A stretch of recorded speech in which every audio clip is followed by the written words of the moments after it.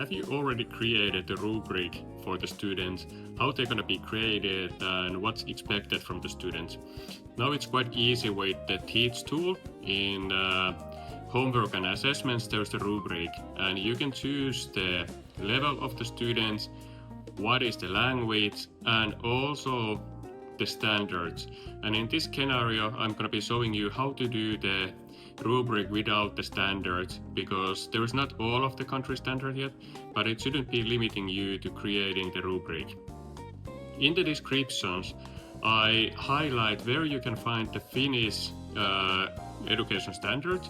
So there is the standards, and I'm referring on that one when I'm asking it to create structured criteria for history and for the Renaissance time. And when I press next on this one, it's gonna be showing you the criteria. You can add your own, or then it's using the AI created criteria for you. So you can choose the own or the pre-done criteria already. Then you generate that one. It's gonna be showing you the basic understanding what it is, and then it's gonna be starting to do the criteria based on your request. It takes some time to get all of them done, and while it's reading, you can already read all of them and make sure that are they aligned with your understanding on the criteria. And there's gonna be also possibility now that it's done to modify those criteria. You can write your prompt, you can modify individually, or in this case I add modification to all of them at once.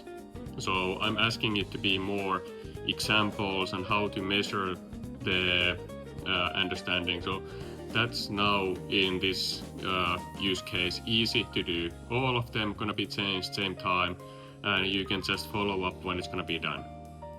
It's looking at all of the criteria, and again after the changes you can always, and it's good to check all of them, are they okay for you before you accept the criteria. But it's quite easy and fast to do. Then you can save it to your own OneDrive or some SharePoint site. In this case I'm saving it to OneDrive, and when it's saved you can read it, view document, and you can see it in the Word document, and you can provide that one to the students if you like to provide the document as it is to the students.